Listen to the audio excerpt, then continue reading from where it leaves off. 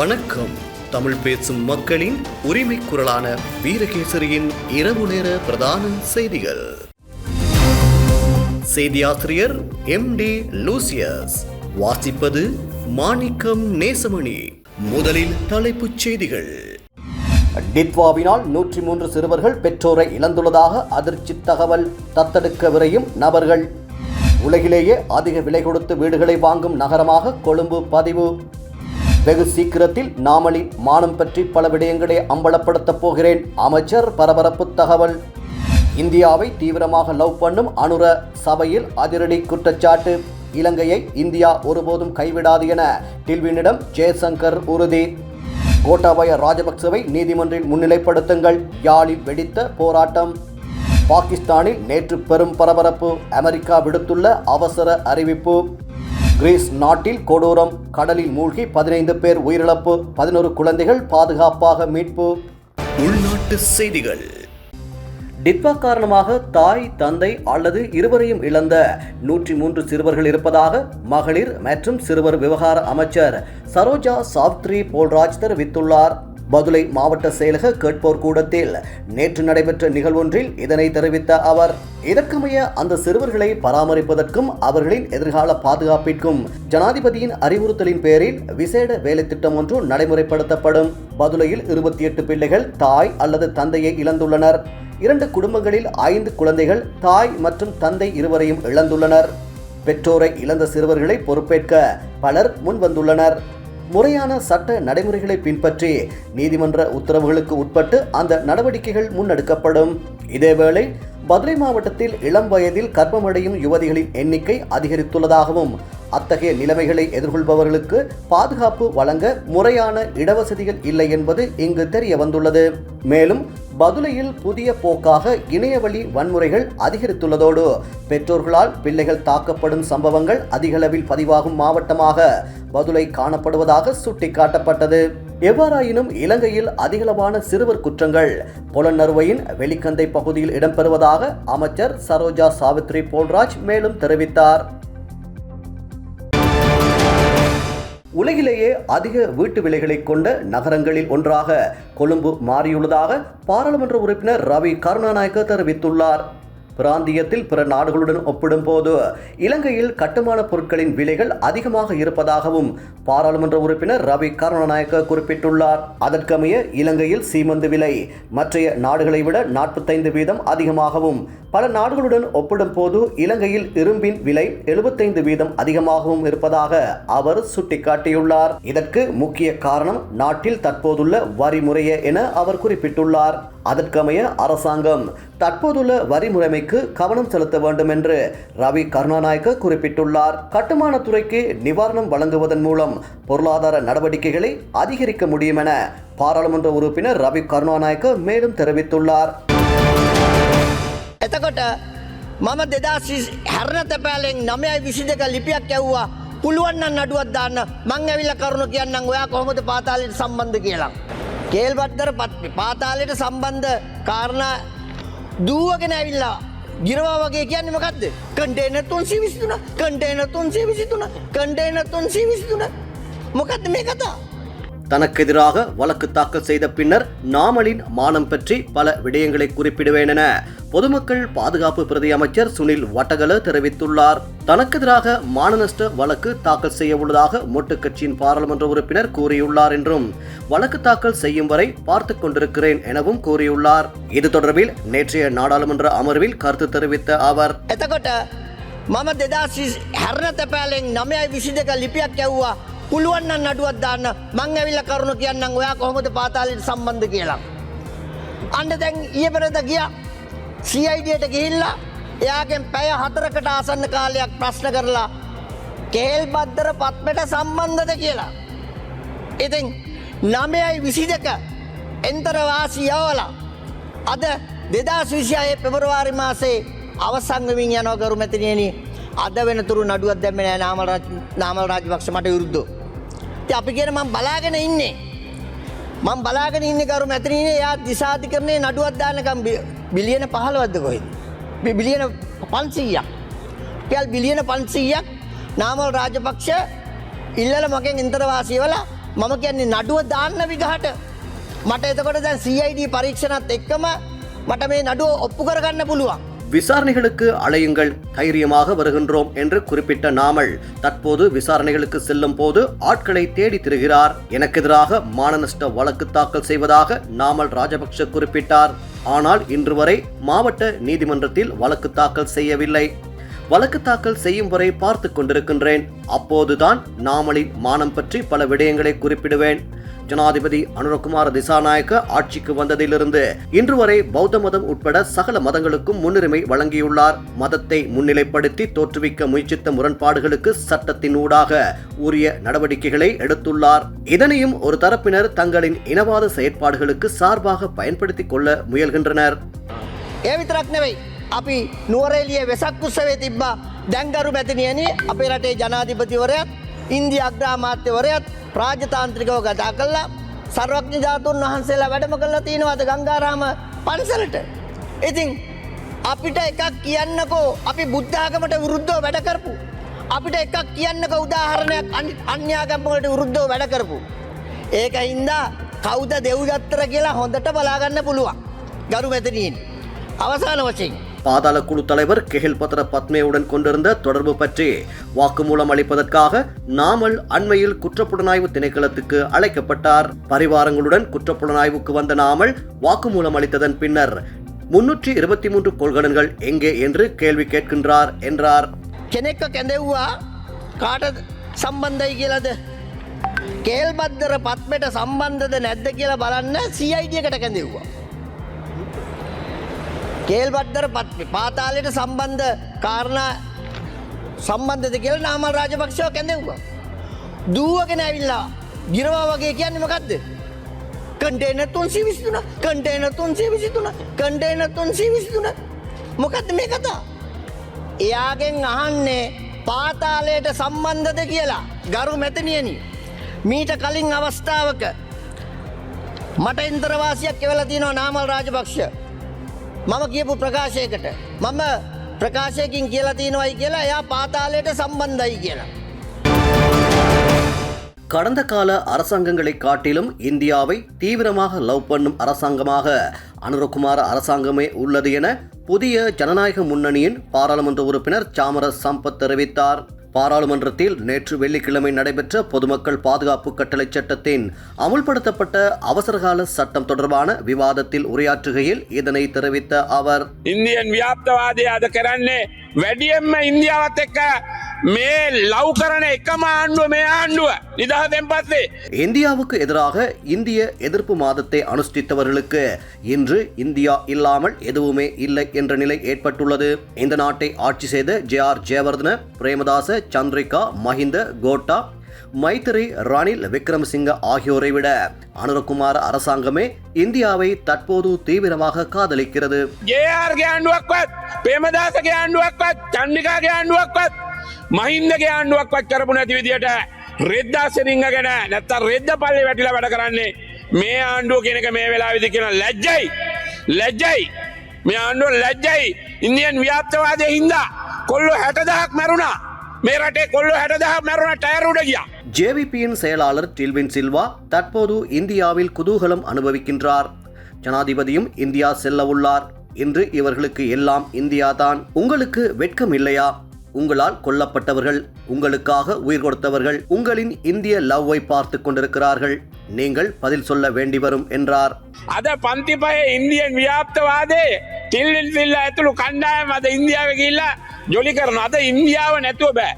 අර වලවල් වල මේ දෙල්ලැමතුමා අර 60000ක් මැරුණා 88 89 අපේ පන්ති වල ඉන්න අපිත් එක්ක එකට හිටපු 60000ක් නැති වුණා මේ පොළවේ. හැබැයි ඒ මැරිච්ච මිනිස්සු බලාගෙන ඉන්නවා වලවල් වල ඉඳලා. ඒ මිනිස්සුන්ට උගන්වන්නේ ඉන්දියන් ව්‍යාප්තවාදය.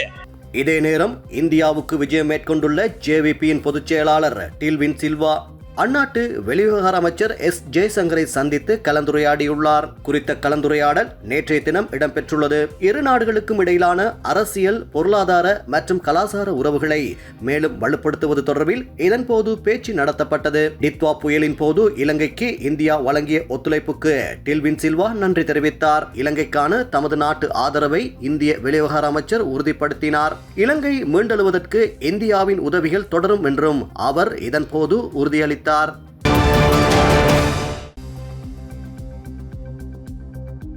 யாழ்ப்பாணத்தில் வலிந்து காணாமலாக்கப்பட்ட லலித்குமார் வீரராஜ் மற்றும் குகன் முருகானந்தன் ஆகியோர் தொடர்பிலான விவரங்களை வெளிப்படுத்த கோரி யாழ்ப்பாண நீதவான் நீதிமன்றில் நடைபெற்று வரும் வழக்கு விசாரணைக்கு அப்போதைய பாதுகாப்பு அமைச்சின் செயலாளர் கோட்டாபய ராஜபக்ஷ நீதிமன்றில் முன்னிலையாவதை தவிர்த்து வருவதற்கு எதிர்ப்பு தெரிவித்து யாழில் போராட்டம் முன்னெடுக்கப்பட்டது.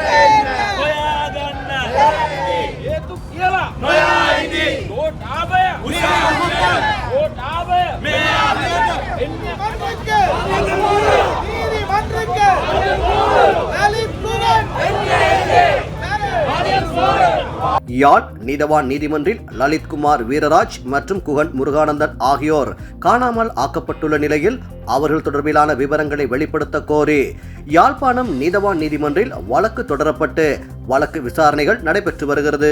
குறித்த வழக்கு விசாரணைக்காக யாழ் நீதவான் நீதிமன்றில் அப்போதைய பாதுகாப்பு அமைச்சின் செயலாளர் கோட்டாபய ராஜபக்ஷ முன்னிலையாகி சாட்சியம் அளிக்குமாறு நீதிமன்றம் கட்டளையிட்டது. குறித்த வழக்கு விசாரணைக்காக யாழ்ப்பாணம் வருகை தருவதற்கு தனக்கு பாதுகாப்பு அச்சுறுத்தல் இருப்பதாக தெரிவித்து இணைய வழியில் சாட்சியம் அளிக்க தயார் என மன்றுக்கு கோட்டாபய ராஜபக்ச சார்பில் முன்னிலையான சட்டத்தரணிகள் தெரிவித்தனர். கோட்டாபய ராஜபக்ச வேட்பாளராக அறிவிக்கப்பட்டு ஜனாதிபதி தேர்தல் காலங்களிலும் அதன் பின்னர் ஜனாதிபதியான பின்னரும் யாழ்ப்பாணம் வந்து சென்ற நிலையில் வழக்கு விசாரணைக்காக வருவதை தவிர்ப்பதனை வழக்கு தொடுநர் தரப்பு சட்டத்தரணிகள் மன்றில் சுட்டிக்காட்டினர்.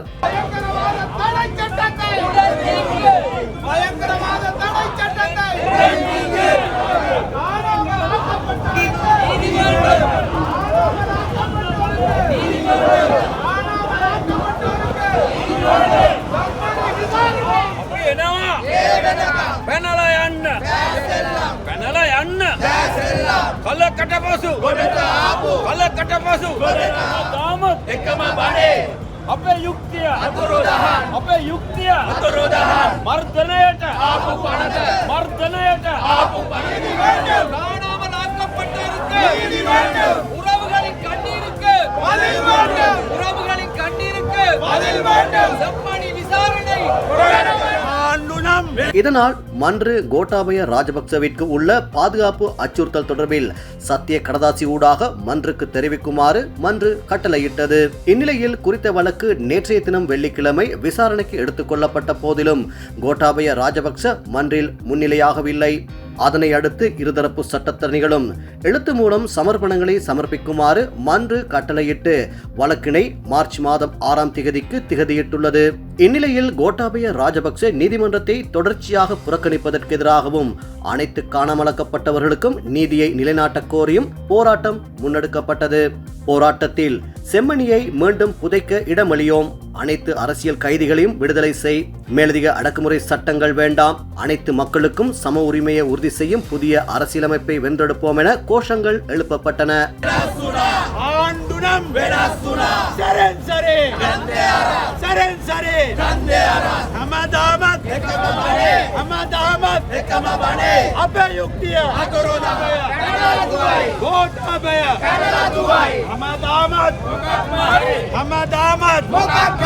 හේතු කියලා இந்திய சட்டத்தை புதிய சட்டத்தை மக்களே ஒன்றிணைவீர் ஜனதாවට ජනතාවගේ දිනාගනිමු දිනාගනිමු ජනතාවනි හැමදාම මොකක්ම හරි හැමදාම මොකක්ම හරි හේතු කියලා வெளிநாட்டு செய்திகள். பாகிஸ்தான் தலைநகர் இஸ்லாமாபாத்தில் உள்ள ஷியா மசூதியில் நேற்று தற்கொலைப்படை தாக்குதல் நடத்தப்பட்டது. இதில் 69 பேர் உயிரிழந்ததோடு 169க்கும் மேற்பட்டோர் படுகாயமடைந்துள்ளனர். பாகிஸ்தானின் மக்கள் தொகை 25 கோடியாகும். இதில் சுமார் 85% பேர் சன்னி முஸ்லிம்களாவர். சுமார் 10 முதல் 15% பேர் ஷியா முஸ்லிம்களாவர். இரு தரப்பினரிடையே அவ்வப்போது மோதல்கள் ஏற்பட்டு வருகின்றன. குறிப்பாக சியா பிரிவு மசூதிகளை குறிவைத்து தாக்குதல்கள் நடத்தப்படுகின்றன. இந்த சூழலில் பாகிஸ்தான் தலைநகர் இஸ்லாமாபாத்தில் உள்ள சியா மசூதியில் நேற்று பிற்பகல் தற்கொலைப்படை தீவிரவாதி தாக்குதல் நடத்தியுள்ளார். இதில் 69 பேர் உடல் சிதறி உயிரிழந்துள்ளனர். 169க்கும் மேற்பட்டோர் படுகாயமடைந்தனர். தலைநகர் இஸ்லாமாபாத் முழுவதும் அவசர நிலை அமுல்படுத்தப்பட்டுள்ளது. இதுகுறித்து இஸ்லாமாபாத் போலீஸ் சிரேஷ்ட அதிகாரி ஜவாத் கருத்து தெரிவிக்கையில், இஸ்லாமாபாத்தில் தர்லாய் கலான் பகுதியில் உள்ள கசர் இ கஜிஜதுல் குப்ரா என்றழைக்கப்படும் சியா மசூதியில் வெள்ளிக்கிழமை தொழுகை நடைபெற்றுக் கொண்டிருந்தது. அப்போது உடலில் வெடிகுண்டுகளை கட்டியிருந்த தற்கொலைப்படை தீவிரவாதி மசூதிக்குள் நுழைய முயன்றார். அவரை பாதுகாவலர்கள் தடுத்து நிறுத்திய போது அந்த தீவிரவாதி வெடித்து சிதறினார். இந்த தாக்குதலுக்கு இதுவரை எந்த அமைப்பும் பொறுப்பேற்கவில்லை என்றார். பாகிஸ்தான் பிரதமர் ஷெபாஸ் ஷெரீப் கூறும் போது மசூதியை குறிவைத்து கோழைத்தனமான தாக்குதல் நடத்தப்பட்டிருக்கிறது. இந்த தாக்குதலுக்கு காரணமானவர்கள் நீதியின் முன் நிறுத்தப்படுவார்கள் என்றார். இதே நேரம் பாகிஸ்தானுக்கும் ஆப்கானிஸ்தானுக்கும் இடையே உள்ள பிரச்சனையில் இருதரப்பும் தாக்கிக் கொள்கின்றனர் என சர்வதேச பாதுகாப்பு நிபுணர்கள் குறிப்பிட்டுள்ளனர். பாகிஸ்தானின் தந்தை என்று அழைக்கப்படும் முகமது அலி ஜின்னா சியா முஸ்லிம் பிரிவை சேர்ந்தவர். அந்த நாட்டை கட்டமைத்த பல்வேறு தலைவர்கள் சியா முஸ்லிம்கள் ஆவர். ஆனால் கடந்த 1980ஆம் ஆண்டுக்கு பிறகு பாகிஸ்தானின் சியா முஸ்லிம்களுக்கு எதிராக தாக்குதல்கள் அதிகரித்து வருகின்றன. இதன் பின்னணியில் சன்னி கிளர்ச்சி குழுக்கள் உள்ளன எனவும் சர்வதேச பாதுகாப்பு நிபுணர்கள் தெரிவிக்கின்றனர். இதே நேரம் இந்த தாக்குதலை தொடர்ந்து பாகிஸ்தானில் உள்ள அமெரிக்கர்களுக்கு அமெரிக்க தூதரகம் ஒரு முக்கிய எச்சரிக்கையை வெளியிட்டுள்ளது. பாகிஸ்தானுக்கு செல்ல திட்டமிட்டுள்ள அல்லது அங்கு வசித்து வரும் அமெரிக்க குடிமக்கள் மிகுந்த கவனத்துடன் இருக்க வேண்டும் என்று அதில் அறிவுறுத்தப்பட்டுள்ளது. மேலும் மக்கள் அதிகமாக கூடும் இடங்கள், பொது நிகழ்ச்சிகள் மற்றும் பயணங்களை தவிர்க்குமாறு கேட்டுக் கொள்ளப்பட்டுள்ளது. இதேவேளை தனிப்பட்ட பாதுகாப்பு தொடர்பான ஏற்பாடுகளை மீண்டும் பரிசீலித்து அவற்றை வலுப்படுத்திக் கொள்ளுமாறு அறிவுறுத்தப்பட்டுள்ளது. நாட்டில் தற்போதைய பாதுகாப்பு நிலை குறித்து ஊடகங்களில் வெளியாகும் தகவல்களை தொடர்ந்து கவனிக்க வேண்டும் என்றும் எப்போதும் சரியான அடையாள அட்டைகளை உடன் வைத்திருக்க வேண்டும் என்றும் கூறப்பட்டுள்ளது. தேவையான நேரங்களில் அந்நாட்டு காவல்துறைக்கு முழுமையான ஒத்துழைப்பை வழங்க வேண்டும் என்பதையும் அமெரிக்க தூதரகம் வலியுறுத்தியுள்ளது. கிரீஸ் நாட்டில் ரோந்து படகு மீது அகதிகள் படகு மோதி விபத்துக்குள்ளானதில் 15 பேர் வரை உயிரிழந்துள்ளனர். கிரீஸ் நாட்டின் கடலோர காவல் படையினரின் ரோந்து படகு ஒன்று ஏஜியன் கடலில் சியோஸ் தீவு அருகே ரோந்து பணியில் ஈடுபட்டுக் கொண்டிருந்தது. அப்போது அகதிகள் சிலரை ஏற்றிக்கொண்டு வந்த சிறிய படகு ஒன்று ரோந்து கப்பல் மீது மோதி விபத்துக்குள்ளானது. இந்த விபத்தை தொடர்ந்து கடலில் மூழ்கி 11 ஆண்கள் மற்றும் 3 பெண்கள் உட்பட 14 பேர் பரிதாபமாக உயிரிழந்தனர். மேலும் பெண்ணொருவர் சிகிச்சை பலனின்றி மருத்துவமனையில் உயிரிழந்துள்ளார். இதனால் பலி எண்ணிக்கை 15ஆக அதிகரித்துள்ளது. அதே சமயம் விபத்தில் சிக்கிய 11 குழந்தைகள் உட்பட 26 பேர் பாதுகாப்பாக கடலிலிருந்து மீட்கப்பட்டதாக தெரிவிக்கப்படுகிறது. இவர்களில் 7 குழந்தைகள் மற்றும் கர்ப்பிணி பெண் ஒருவர் சிகிச்சைக்காக மருத்துவமனையில் அனுமதிக்கப்பட்டுள்ளனர். மருத்துவமனைக்கு சிகிச்சைக்காக அனுமதிக்கப்பட்டவர்களில் 2 கடலோர காவல் படை அதிகாரிகளும் அடங்குவர். காணாமல் போனவர்களை தேடும் பணி தீவிரமாக முடுக்கிவிடப்பட்டுள்ளது. தேடல் மற்றும் மீட்பு நடவடிக்கைகளுக்காக ரோந்து படகுகள், நீச்சல் வீரர்கள் மற்றும் ஹெலிகாப்டர் ஒன்றும் ஈடுபட்டு வருகிறது. இன்றைய நாணய மாற்று விகிதம்